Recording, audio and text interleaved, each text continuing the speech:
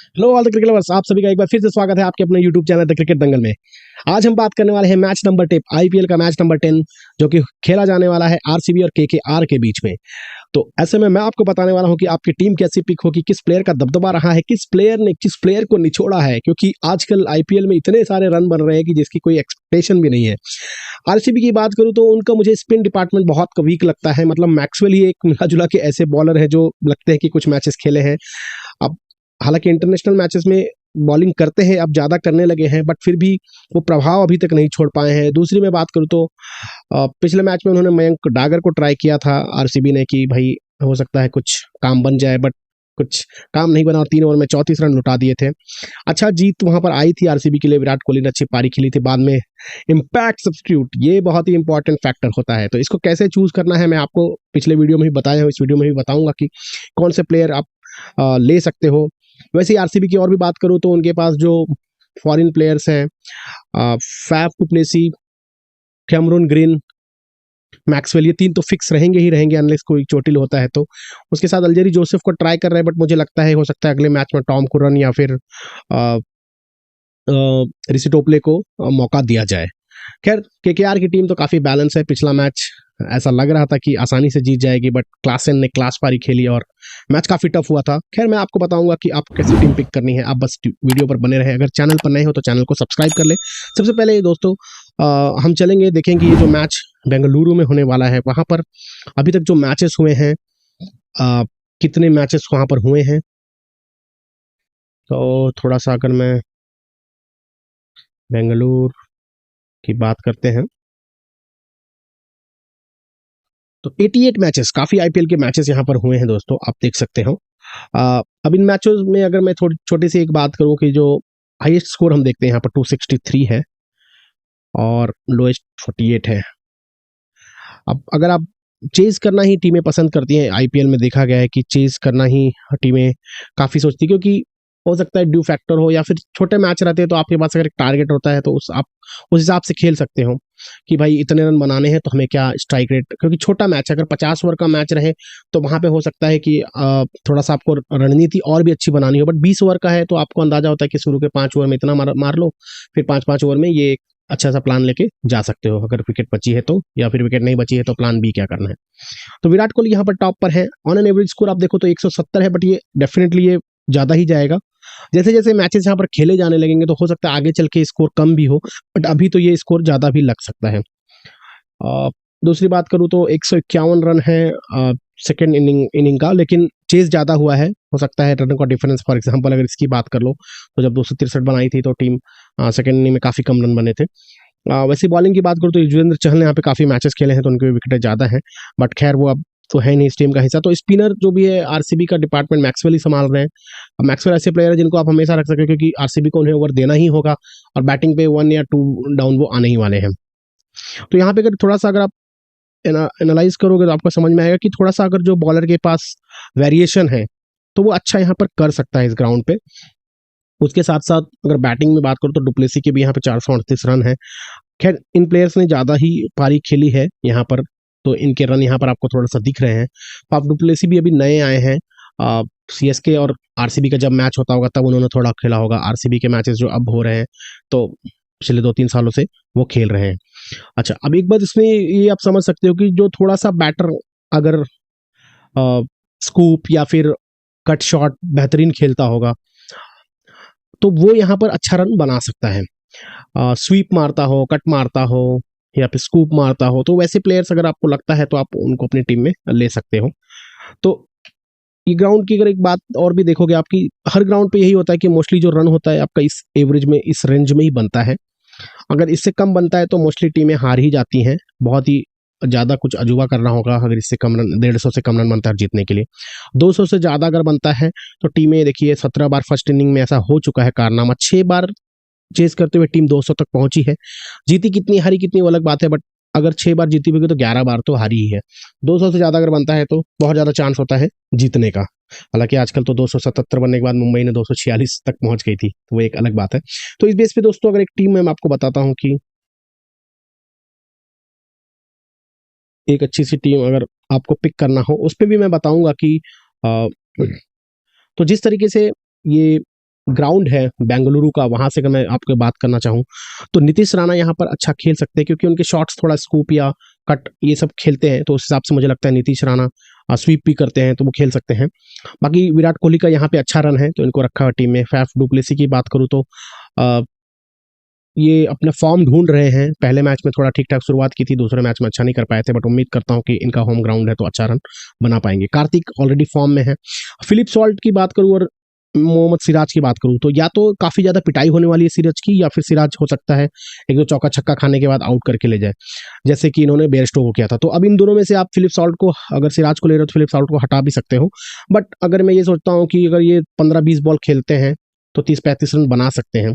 उसके बाद विकेट जाता है तो भी ये अपना डीटी में आने का काम कर देंगे। रसल बॉलिंग करेंगे, बैटिंग भी अगर मिलती है तो करते हैं, तो इसकी वजह से इनको टीम में रखना जरूरी है। हर्षित राणा की जैसे मैंने कहा बात की, थोड़ा सा अगर वेरिएशन वाले बॉलर यहाँ पे चल सकते हैं तो हर्षित राणा यहाँ पे वो काम कर सकते हैं। इसके साथ साथ आपको देखना होगा कि कोई और बॉलर जो स्लोवर वन, स्लोवर बाउंसर ऐसी बॉलें फेंकता है, पेस भी हो, तो वो यहाँ पर अच्छा काम कर सकता है। वरुण चक्रवर्ती आरसीबी को थोड़ा परेशान करते हैं और ये ग्राउंड पे जैसा मैंने कहा स्पिनर के लिए अच्छी है, तो इस प्लेयर को भी अपनी टीम में रख सकते हो। कैमरून ग्रीन की बात करूं तो पिछले मैच में उतना अच्छा फॉर्म आया नहीं था, बट जैसे कहता हूं कि बॉलिंग इनकी थोड़ी सी करना होगा इनको, क्योंकि ओवर इनको मिलेगी ही, तो उसमें अगर विकेट लेते हैं और 2 विकेट के बाद अगर आते हैं 3 विकेट के बाद, तो थोड़ा बहुत बैटिंग भी कर सकते हैं। अब इसके अलावा जैसे मैंने कहा कि ये तो प्लेयर हो गए, उसके अलावा रिंकू सिंह एक ऐसे प्लेयर, अगर कोलकाता नाइट राइडर्स चेस करने के लिए जाती है तो इनको आप इनकी जगह आप कैसे बनाओगे वो देखना होगा, क्योंकि ये एक अहम भूमिका निभा सकते हैं। तो दोस्तों ये तो थी एक ग्राउंड के हिसाब से एक टीम। अगर मैं आपको बताना चाहूँ कि इन दोनों टीमों के बीच जो मैचेस हुए हैं, चाहे इस ग्राउंड पे हो या फिर इस ग्राउंड के अलावा हो, तो वहां पर कौन अव्वल रहा है या किस पैटर्न ने बाजी मारी है, वो थोड़ा सा मैं अगर आपको दिखाने की कोशिश करता हूँ। कोलकाता नाइट राइडर्स, तो इस ग्राउंड की अगर बात करूं तो यहाँ पे 11 मैचेस दिख रहे हैं आपको। विराट कोहली ऑब्वियसली टॉप पे है, लेकिन उसके साथ साथ अगर एंड्रे रसल की बात करोगे तो 5 मैचों में 7 विकेट लिए हैं, तो आप समझ सकते हो कि इनको अपनी टीम में रख सकते हो। उसके साथ साथ जैसा मैंने कहा था कि वेरिएशन वाले बॉलर कैलिस हुए, विनय कुमार, इस टाइप के बॉलर भी विकेट ले सकते हैं यहाँ पर।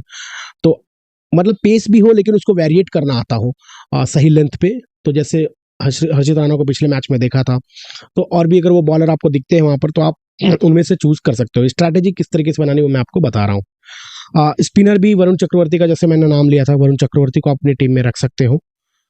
अब मैं अगर थोड़ा सा ये देखूं कि बैटर की सूची में मैं पिछले कुछ 4-5 सीजन ही लेता हूं, क्योंकि इसमें काफी पुराने बैटर्स भी आ रहे हैं। तो अगर मैं थोड़ा सा 4-5 साल का ही पिछले लेता हूं, अब फैफ तो वहां पर खेल नहीं रहे थे 5 साल पहले, बट विराट देखिए, नीतीश राणा आपको दिख रहे हैं 34 की औसत है, विराट कोहली है, सुनील नारायण का 23 का औसत है। ओपन करते हैं तो इनको आप रख सकते हो अपनी टीम में, क्योंकि 4 मैचों में 3 विकेटें भी हैं और 4 मैचों में 90 के करीब रन भी है। उसके बाद ट्रेविस हेड, माफ करना, कार्तिक की बात करो तो देखिए 3 मैचों में 64 है, फॉर्म में है, 20-22 रन तो आराम से बना ही सकते हैं। अच्छा, लोमरोर ने यहाँ पर 1 मैच खेला है और 34 रन है, तो इम्पैक्ट प्लेयर के रूप में आए थे, अच्छा रन बनाया था इन्होंने। उसके साथ में वेंकटेश अय्यर की बात करूँ तो 1 मैच में 31 रन है। और धीरे धीरे अगर मैं नीचे आता हूँ, आंद्रे रसल आपने देखा ही है, विकेट कॉलम में है और यहाँ पर बैटिंग में भी 16-17 रन का एवरेज है, तो एक अच्छे प्लेयर हैं।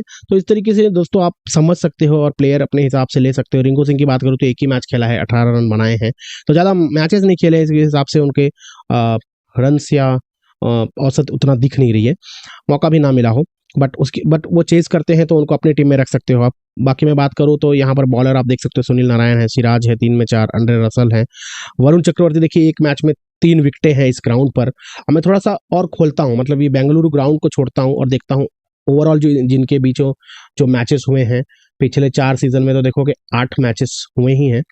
कोलकाता नाइट राइडर काफी हावी रही है, ओवरऑल की बात हो रही है, तो आप देख सकते हो कि 7 में कोलकाता नाइट राइडर ने जीत हासिल की है, उसमें सुनील नारायण आप देख सकते हो, वरुण चक्रवर्ती 2 मैचों में 7 विकेटें हैं, तो वरुण चक्रवर्ती एक आपके की प्लेयर हो सकते हैं, फंसा सकते हैं। जैसे मैंने कहा था कि हरप्रीत ब्रार फंसाएंगे मैक्सवेल को, इवन मैंने कोहली और फैफ को भी बोला था, बट उन्होंने 2 बहुत ही बहुमूल्य विकेटें ली थी, मैच बना दिया था, उसके बाद टीम हारी थी वो अलग बात है, लेकिन जो मैं कहता हूँ मोस्टली वो परफॉर्मेंस के ऊपर बोल रहा हूँ मैं, ऐसे नहीं बोल रहा हूँ कि इनका लक चल जाए या कुछ हो सकता है, देखिए परफॉर्मेंस खराब भी हो सकती है, बट जो पिछले परफॉर्मेंस है उस हिसाब से इन्होंने काफ़ी अच्छा काम किया हुआ है। तो लेफ्ट हैंडर अगर कोई स्पिनर रहता है अपोजिशन में तो थोड़ा सा मैं तीनों की तिकड़ी जो है इनकी, लाइक विराट हुए या फिर फैफ हुए या मैक्सवेल, थोड़ा सा फंसते हैं। तो अगर लेफ्ट एंड कोई स्पिनर दिख रहा है ऑर्थोडॉक्स बॉलर, तो उनको आप अपनी टीम में अपोजिशन में अगर है तो उनको पिक कर सकते हैं। उसके साथ साथ सुरेश शर्मा देखिए पावर इम्पैक्ट प्लेयर के रूप में आ सकते हैं, अगर सेकंड बैटिंग अगर बेंगलुरु करता है तो इनको भी आप रख सकते हो अपनी टीम में as a spinner, as a impact player. तो ये तो दोस्तों बैटर की लिस्ट है या बॉलर की लिस्ट आप कह सकते हैं। हालांकि रहमानुल्लाह गुरबाज ने भी एक ही मैच खेला, 57 रन बनाए थे। अगर कल सेकंड बैटिंग करता है, हो सकता है इम्पैक्ट प्लेयर के रूप में रहमानुल्लाह गुरबाज भी आपको केकेआर में दिखे, लेकिन उम्मीद है कि 4 प्लेयर जो है रसल आपके होंगे, एक प्लेयर सुनील नारायण होंगे ही होंगे, उसके साथ साथ फिलिप सॉल्ट ने पहला मैच अच्छा खेला था तो वो होंगे ही। अब एक प्लेयर और मुझे अभी याद नहीं आ रहा है, बट अगर देखो कि अगर गुरबाज को सेकेंड इनिंग में रखते हैं एज अ इम्पैक्ट प्लेयर, तो आप चूज कर सकते हो उनको अपने उनकी टीम में, ये वो खेल सकते हैं। हालांकि मिचेल स्टार्क भी है, मुझे याद आ गया। तो मिचेल स्टार्क पिछले मैच में काफ़ी बुरी बॉलिंग हुई थी उनसे, बट मुझे लगता है कि वो ऐसे बॉलर है कि जो कम बैक कर सकते हैं और अच्छा मैच निकाल सकते हैं। तो ये 4 प्लेयर मोस्टली खेलेंगे। अब मैं थोड़ा सा आपको अगर डिटेल में दिखा देता हूँ कि इन दोनों के बीचेस जो पिछले 4 वर्षों में मैचेस हुए हैं, तो उनके थोड़ा सा रन जो बने हैं कैसे बने हैं, अगर आप थोड़ा सा मैं उसको, तो पिछले साल देख सकते हैं आप, कोलकाता नाइट राइडर 21 रन से जीती, कोलकाता 81 रन से जीती। 204, 200, 213, 205, मोस्टली कोलकाता की जीत ही आप देख रहे हैं। चाहे वो चेज करते हुए हो या चाहे वो पहले बैटिंग करते हुए हो। एक बार आरसीबी ने जीता था, उसमें विराट कोहली को मैन ऑफ द मैच मिला था। तो इस तरीके से आप ये समझ सकते हैं कि थोड़ा सा कोलकाता नाइट राइडर हावी है आरसीबी पे पिछले कुछ सीजन्स में, पिछले 4-5 सीजन में अगर मैं बात करूँ तो 23, 19, 18, मैं थोड़ा सा अगर 21, 22 भी ले लेता हूँ, तो अगर 21, 22 भी ले लेते हैं तो यहाँ पर अगर मैं 24 में तो मैचेस अभी इनके नहीं हुए हैं, तो अगर मैं वहाँ पे थोड़ा सा 2 साल और ले लेता हूँ तो देखता हूँ ओवरऑल कितने मैचेस होते हैं। मेरे ख्याल से 12 मैचों में फिर भी कोलकाता आगे ही है, 9 मैचेस जीती है, 3 में आरसीबी को जीत हासिल हुई है। और यहाँ पर अगर आप देखोगे तो वरुण चक्रवर्ती ही सबसे आगे हैं, फिर सुनील नारायण हैं। तो स्पिनर काफ़ी परेशान करते हैं आरसीबी के बैटर्स को, तो ये टीम में प्लेयर्स को ले सकते हैं। आंद्रे रसल हैं, बैटर्स तो खैर मैंने ऑलरेडी दिखाया ही था। ये सब प्लेयर्स भी आप अपनी टीम में चूज कर सकते हैं। ठीक है, अब हम आगे चलते हैं दोस्तों। आगे हम आपको दिखाएंगे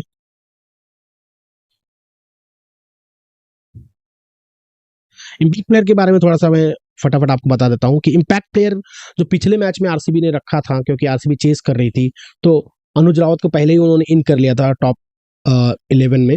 उन्होंने प्रभु देसाई, लॉम्ब्रोर, करण शर्मा, देव कुमार वैस और स्वप्निल सिंह को रखा था।